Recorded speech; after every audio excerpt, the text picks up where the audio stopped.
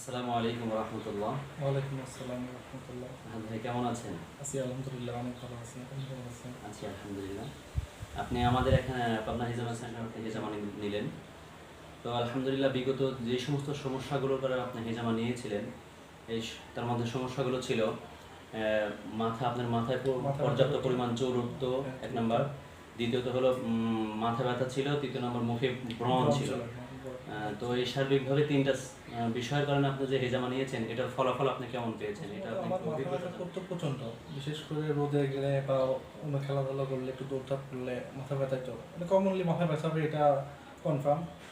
তারপরে চুল উঠতো, মাশাআল্লাহ অনেক চুল উঠতে উঠতে তো সামনের দিকে টাক হয়ে গেছে, অনেকে টাক হতো।